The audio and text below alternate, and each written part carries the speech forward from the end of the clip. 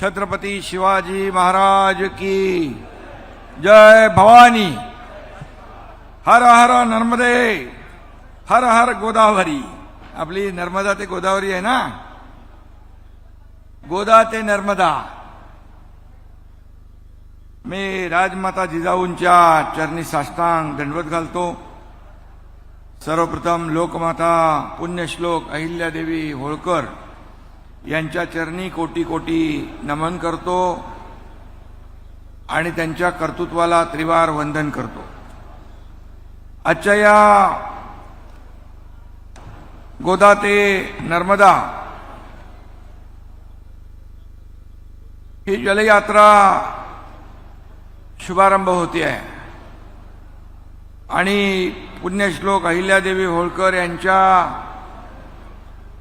त्रिजन्मशताब्दी वर्षाच्या निमित्ताने हे आयोजन आहे। या प्रसंगी उपस्थित महाराष्ट्र विधान परिषदेचे सभापती सन्माननीय रामभाऊ शिंदेजी, माजी खासदार आणि ज्यांनी या कार्यक्रमाचं आयोजन केलं ते सुजय विखे पाटील, आमदार अमोल खताळ, खासदार आपले रामराव वडकुते साहेब, अमोल खताळ, विठ्ठलराव लंगे पाटील, आमदार काशीनाथ दाते, डॉक्टर संजय बेलसरे, हनुमंत धुमाळ, पंकज आशिया कलेक्टर आणि वारकरी संप्रदायातले सर्व या ठिकाणी उपस्थित, पुंडलिक महाराज जंगले महाराज, देवीदास महाराज मस्के, आदिनाथ शास्त्री महाराज, आशिष भंडारी, अहिल्यानगरचे सर्व पदाधिकारी आणि मिसाळ महाराज राहिले, राम महाराज हिंदुर्डे, मिसाळ महाराज, दयानंद कोरेगावकर, अमित महाराज घाडगे, सर्व महाराज आले ना। जेवढी नावं माझ्याकडे दिली ती वाचलेत मी सगळी, आणि सर्व वारकरी संप्रदाय आणि जिल्हा परिषदचे शिवो, अहिल्यानगरचे सर्व महायुतीचे सन्माननीय व्यासपीठावर बसलेले पदाधिकारी, जिल्हाध्यक्ष, तालुकाध्यक्ष, सर्व नगरसेवक, शिवसेना, भाजपा, महायुतीचे सर्व लोकप्रतिनिधी आणि इथे जमलेल्या माझ्या तमाम लाडक्या बहिणी आहेत, लाडके भाऊ आहेत, या सगळ्यांचं मी मनापासून या ठिकाणी स्वागत करतो। मनापासून आपल्याला खूप खूप शुभेच्छा देतो। खरं म्हणजे गोदावरीच्या पाण्याने हातपाय शुद्ध करून संसारातील ताप आणि पाप गंगार्पण केल्यावर आणि नर्मदेच्या तीर्थाचे 2 थेंब डोळ्यांना लावल्यावरच अहिल्यादेवींच्या पायावर डोकं ठेवण्याची पात्रता प्राप्त होते। ते पुण्य या पवित्र यात्रेच्या निमित्ताने आपल्या सगळ्यांना लाभतंय आणि यात सहभागी आपण सगळे झालेला आहात। एक कार्यक्रम इथं होतोय आणि एक त्र्यंबकेश्वरला होतोय। तिकडे मुख्यमंत्री महोदय आहेत, जलसंपदा मंत्री आहेत, ज्यांनी याची संकल्पना मांडली, मंत्री राधाकृष्ण विखे पाटील साहेब। तिकडे अनेक मंत्री देखील उपस्थित आहेत, गिरीश महाजन असतील, आणखी भुजबळ साहेब असतील, आणि म्हणून एकाच वेळेस 2 ठिकाणी हा कार्यक्रम होतोय। आणि मला वाटतं सुजय उद्या हे दोन्ही शिर्डीला पोहोचणार आणि शिर्डीवरून डायरेक्ट मध्य प्रदेश महेश्वर या ठिकाणी मार्गक्रमण होईल। आजच आम्ही येताना स्मारकाचं, अहिल्यादेवी स्मारकाचं पूजन केलं, जलकलशाचं पूजन केलं आणि या पवित्र भूमीतील पवित्र माती कलशाचं देखील पूजन केलं। आणि हे कलश आपण आपल्या प्रमुख अधिकाऱ्यांकडे सुपूर्द केले। खरं म्हणजे ही संकल्पना आणि हा उपक्रम अतिशय ऐतिहासिक आहे आणि हे गोदा ते नर्मदा ही जलयात्रा जी आहे ही खऱ्या अर्थाने इथून चोंडीमधून देखील सुरुवात होती आहे. हे आपल्या सगळ्यांचं भाग्य आहे. त्र्यंबकमधून सुरू होती आहे, हे देखील आपल्या सगळ्यांचं भाग्य आहे. आणि म्हणून श्री क्षेत्र चोंडी हे मराठी संस्कृतीचं माहेरघर आहे. गेले 300 वर्ष हे मंदिर जागृत देवस्थानासारखं महाराष्ट्र धर्माच्या पाठीशी उभं राहिलेलं आहे, अरे खंबीरपणे, ठामपणे आणि ताकदीने. चोंडीच्या या पवित्र भूमीमध्ये पुण्यश्लोक अहिल्यादेवींनी जन्म घेतला. या मातीचे आपल्यावर फार मोठे उपकार आहेत, ते आपण कधीच फेडू शकत नाही. पुण्यश्लोक अहिल्यादेवी यांचं त्रिशताब्दी जयंती वर्ष आपण साजरं करतोय आणि येणाऱ्या 31 मे रोजी त्यांची जयंती आहे. आणि आज आपण गोदा ते नर्मदा ही जलयात्रा काढून अहिल्यादेवींच्या कार्याला एक प्रकारे अभिवादन करतोय असं म्हटलं तर वावगं ठरणार नाही. आणि अहिल्यादेवींचं जन्मस्थान असलेल्या चोंडीच्या पवित्र भूमीतील मातीचा अहिल्यादेवींचे कर्मस्थान असलेला महेश्वरपर्यंतचा प्रवास या यात्रेच्या निमित्ताने होतोय. म्हणजे जन्मभूमी ते कर्मभूमी असा प्रवास या ठिकाणी होतोय. आणि त्यामुळेच आजचा दिवस आपल्या सगळ्यांसाठी ऐतिहासिक दिवस आहे, आनंदाचा आहे आणि श्रद्धेचा देखील आहे. गोदावरीपासून नर्मदेपर्यंतचा हा प्रवास केवळ भौगोलिक नाही तर तो आध्यात्मिक आणि सांस्कृतिक आहे. मी नेहमी सांगतो, राजकीय अधिष्ठानापेक्षा धार्मिक अधिष्ठान आणि आध्यात्मिक अधिष्ठान केव्हाही वरचं असतं. यांच्या आशीर्वादानेच आमच्यासारखे कार्यकर्ते प्रेरणा घेऊन काम करत असतात. आणि म्हणून आज वारकरी संप्रदाय देखील या व्यासपीठावर आहे. हा एक वेगळा आनंद आहे आणि समाधान आहे. गोदा ते नर्मदा ही यात्रा म्हणजे आपल्या इतिहासाचा, संस्कृतीचा आणि लोकभावनेचा प्रवास आहे, आपल्या परंपरेचा सन्मान आहे. आणि म्हणून ही जलयात्रा राज्यातच नव्हे तर देशात एक नवा संदेश दिल्याशिवाय राहणार नाही. आणि यासाठी मी जलसंपदा मंत्री राधाकृष्ण विखे पाटील, त्यांचे सर्व अधिकारी, त्यांचे सर्व सहकारी यांचं मी अभिनंदन करीन. एक आगळी वेगळी संकल्पना मांडून पाण्याचं महत्त्व काय याची जाणीव करून देण्याचं काम, जनजागृती करण्याचं काम या ठिकाणी या माध्यमातून होणार. महिला सक्षमीकरण आणि जलसाक्षरता यात्रेचा उद्देश आहे. ही जलयात्रा आपल्याला पाण्याचं महत्त्व पटवून देईल, जलसंवर्धन शिकवेल, पर्यावरणाचं महत्त्व सांगणारी ही यात्रा आहे. आणि म्हणूनच मी यांना धन्यवाद दिलेले आहेत. गोदा ते नर्मदा या जलयात्रेमुळे इतिहासाची वर्तमानाशी सांगड घातली जाईल. इतिहासातील पराक्रमाचे स्मरण केल्यामुळेच नवा इतिहास घडवण्याची ऊर्जा प्राप्त होते. त्यामुळे या यात्रेचं महत्त्व मोठं आहे. आणि म्हणून महाराष्ट्रानं कल्याणकारी राजवटीचे 2 आदर्श दिले जगाला. स्वराज्याचं देणं देणारे छत्रपती शिवाजी महाराज आणि राजमाता पुण्यश्लोक अहिल्यादेवी होळकर. शिवरायांनी स्वराज्याची ज्योत पेटवली, हिंदवी स्वराज्य वाढवलं. पुण्यश्लोक अहिल्यादेवींनी आपल्या कार्याच्या माध्यमातून हिंदवी स्वराज्याचा विस्तार अखंड देशभर करण्याचं महान कार्य अहिल्यादेवी होळकरांनी केलं. आणि म्हणून त्यांना वंदन करणं हे आपलं कर्तव्य आहे. लोककल्याणकारी राज्य, सुराज्य म्हणजे काय हे अहिल्यादेवींनी खऱ्या अर्थाने 29 वर्षाच्या आदर्श राज्यकारभाराने जगाला दाखवून दिलं. आणि राजमाता अहिल्यादेवी होळकर या भारतातील सर्वात दूरदर्शी महिला शासकांपैकी एक होत्या, याचा देखील अभिमान आपल्याला आहे. अहिल्यादेवीने अनेक लढाया लढल्या, जिंकल्या देखील, पण त्याहीपेक्षा लोककल्याणकारी राजवटीने त्यांनी लोकांची मनं जिंकली.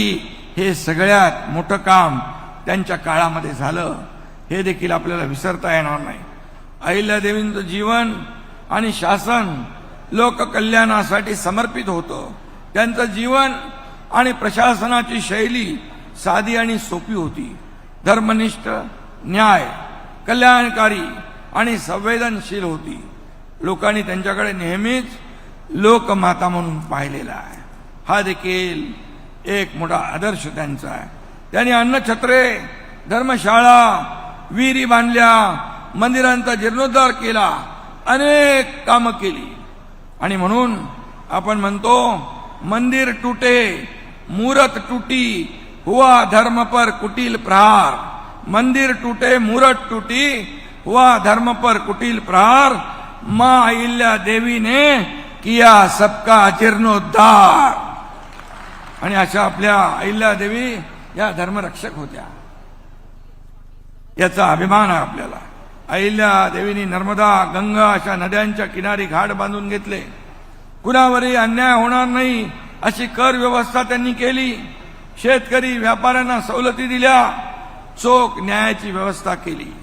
आणि म्हणून पुण्यश्लोक अशी प्रेमाची उपाधी देखील त्यांना जनतेने दिली, रयतेने दिली. आणि म्हणून अहिल्याबाई या समाज सुधारक होत्या. त्यांनी धर्मातील रूढी आणि परंपरांचा आंधळेपणाने कधी स्वीकार केला नाही. त्यांनी एकच धर्म पाळला, तो मानवता धर्म पाळला. हे देखील आपल्यासाठी एक चांगली शिकवण आहे. आणि म्हणून महिलांनी घरात बसून न राहता कर्तृत्व गाजवावं म्हणून अहिल्यादेवीने शेकडो माता भगिनींना स्वतःच्या पायावर उभं केलं. त्यांना आत्मबळ दिलं. आणि म्हणून अहिल्यादेवींनी महिलांसाठी शस्त्र शिक्षण सुरू केलं. त्यांच्या सैन्यात महिलांची देखील तुकडी होती. म्हणजे बघा, त्या काळाच्या किती पुढे होत्या. आणि म्हणून अहिल्यादेवींच्या 300व्या जयंती वर्षात नारी शक्ती वंदन हे विधेयक संसदेत मंजूर झालं असतं तर खऱ्या अर्थाने अहिल्यादेवींच्या कर्तृत्वाचा खरा सन्मान झाला असता. परंतु दुर्दैवाने ते होऊ शकलं नाही. तो देशाच्या इतिहासातला काळा दिवस होता. आणि म्हणून तुमच्या लाडक्या बहिणी योग्य त्यांना उत्तर देतील. तसं आम्ही मुख्यमंत्री माझी लाडकी बहीण योजना केली. तर मुख्यमंत्री माझी लाडकी बहीण योजना देखील बंद पाडायला खूप लोक प्रयत्न केला, परंतु आम्ही बंद पाडू दिली नाही. आणि कोणी माईकाला आला तरी मुख्यमंत्री माझी लाडकी बहीण योजना कधीही बंद होणार नाही. आणि म्हणून आज काय मला राजकीय बोलायचं नाही, पण जे घडलं ते सांगतोय मी. आणि म्हणून हा कार्यक्रम जलसंपदा विभागाने आयोजित केला आहे. पण तो त्यांच्या विभागापुरता मर्यादित नाही राहिला आहे. सुशासन, महिला सक्षमीकरण, लोककल्याण, जलदृष्टी, वारसा संवर्धन आणि राष्ट्र निर्मिती अशी अहिल्यादेवींच्या कार्यकर्तृत्वाची वैशिष्ट्य होती. आणि म्हणूनच मगाशी रामभाऊंनी प्रधानमंत्री महोदयांचा उल्लेख केला. आदरणीय देशाचे प्रधानमंत्री नरेंद्र मोदीजी यांनी देखील महिलांसाठी आत्मसन्मान, आत्मनिर्भर, आत्मबळ प्राप्त होण्यासाठी अनेक योजना त्यांनी केल्या. महाराष्ट्र सरकार देखील अनेक योजना आपल्या लाडक्या बहिणींसाठी, भावांसाठी, शेतकऱ्यांसाठी, कष्टकऱ्यांसाठी, वारकऱ्यांसाठी देखील आमचं सरकार कधी मागे राहणार नाही हा विश्वास या ठिकाणी देतो. आणि म्हणून लोककल्याण आणि विकास हाच आमचा महायुतीचा अजेंडा आहे. आणि म्हणून महायुती सरकारने जेवढी जलदृष्टी दाखवली, या सिंचनाचे प्रकल्प आपण मान्य केले, तेवढी यापूर्वी कधी झाले नाही. मला आठवत आहे गेल्या 4 वर्षात 223 सिंचन प्रकल्पांना मान्यता दिली. आपण एकदा सुजय कुठल्या निळवंडे याला गेलो होतो धरणाच्या कामाला. निळवंडे 50-60 वर्ष झाली त्याला, पण ते योगायोग आपल्या कारकिर्दीमध्ये होणार होता. आणि म्हणून अशी कामं जी रखडलेली होती ती 223 सिंचनाच्या प्रकल्पांना सुधारित प्रशासकीय मान्यता देण्याचं आपलं काम आपण केलं. आणि त्यामुळे या सगळ्याची किंमत 4.25 लाख कोटीपेक्षा जास्त आहे. आणि 32 लाख हेक्टर जमीन सिंचनाखाली येणार आहे. म्हणजे आमचा शेतकरी आमचा अन्नदाता मायबाप याला मदत करण्याचं काम होत आहे. आम्ही नेहमी सांगतो, सरकारच्या तिजोरीवर पहिला अधिकार कोणाचा असेल तर आमच्या शेतकऱ्याचा आहे. हे शेतकऱ्यांचं सरकार आहे, शेतकऱ्यांच्या पाठीशी उभं राहणारं सरकार आहे. आणि म्हणून आपण जो प्रकल्प हाती घेतला आहे, या ठिकाणी नद्यांचं पुनर्जीवन करणं, दुष्काळग्रस्त भागाकडे पाणी वळवणं, हे सगळं कागदावर नाही तर फील्डवर आपण करतोय. मला आठवतंय मराठवाडा वॉटर ग्रीड देवेंद्रजी मुख्यमंत्री असताना सुरू केला, पण मधल्या काळात ते बंद करून टाकलं. पण मी मुख्यमंत्री झाल्यानंतर ते पुन्हा मराठवाडा वॉटर ग्रीड सुरू केलं. या भागातले देखील ज्या सिंचनाचे प्रकल्प थांबले होते त्याला देखील मान्यता दिली. त्यामुळे काम करणारं सरकार, निर्णय घेणारं सरकार म्हणून आपण अनेक निर्णय घेतले. अनेक धार्मिक स्थळं, प्राचीन स्थळं त्यांचं आपण जतन करतोय, संवर्धन करतोय, प्राचीन मंदिरांचं पुनर्जीवन करतोय. आणि त्यामुळे शिवरायांचे 12 किल्ले जागतिक वारसा यादीमध्ये आपले गेलेत. 12 किल्ले जागतिक वारसा यादीत महाराष्ट्रातले छत्रपती शिवाजी महाराजांचे 12 किल्ले जागतिक वारसा यादीत जाणं हा आपल्या सगळ्यांसाठी अभिमानाचा आणि आनंदाचा हा दिवस आहे. नदी हे स्त्री रूपच असतं. जगात जे जे मंगल आहे ते सर्व स्त्रीलिंगी आहे. ऊर्जा, शक्ती, भक्ती, श्रद्धा, विद्या ही सगळी स्त्री रूपच आहेत. आणि ही सगळी रूपं आमच्या लाडक्या बहिणींची आहे. नदी ज्या प्रदेशातून वाहत जाते ते तिथला सगळा प्रदेश आणि जीवन समृद्ध करत जाते. हा इतिहास आपल्याला माहीत आहे. आणि म्हणून जगाचा इतिहास जर आपण पाहिला तर लोकवस्ती आणि संस्कृती ही नदीच्या खोऱ्यातच स्थापित झाल्याचं आपण पाहतो. तोच सांस्कृतिक ऐतिहासिक वारसा जतन करण्याचा हेतू गोदा ते नर्मदा जलयात्रेमुळे साध्य होणार आहे. आणि म्हणूनच ही जलयात्रा महत्वाची आहे. राष्ट्रीय एकात्मतेचा हा अनोखा प्रयोग आहे. राजकीय, सामाजिक, सांस्कृतिक जागृतीची यात्रा, इतिहासाच्या खिडकीतून वर्तमानावर प्रकाश टाकण्याचा हा प्रयत्न आहे. आणि म्हणून अहिल्या देवीने जे त्या काळामध्ये विचार केला, किती पुढे जाऊन विचार केला, पाण्यासाठी विचार केला, मंदिरांसाठी विचार केला, या ठिकाणी अन्न छत्रांचा विचार केला, अनेक अनेक गोष्टी त्यांनी केला. आणि म्हणून जलतत्व आणि भूतत्व, पाणी आणि माती यांचा संगम घडवणारी एक अनोखी यात्रा आहे. म्हणून आपण मातीचा कलश आणि पाण्याचा कलश आज सुपूर्द केला, त्याचं पूजन केलं. आणि म्हणून पाणी आणि माती या दोन्ही गोष्टी आपल्या जगण्याशी संबंध आहे. आणि म्हणूनच आपण माती कपाळाला लावून तिचं ऋण व्यक्त करण्याची आपली परंपरा आहे. आणि म्हणून पाण्याला देखील हिंदू संस्कृतीमध्ये पवित्र म्हटलं जातं.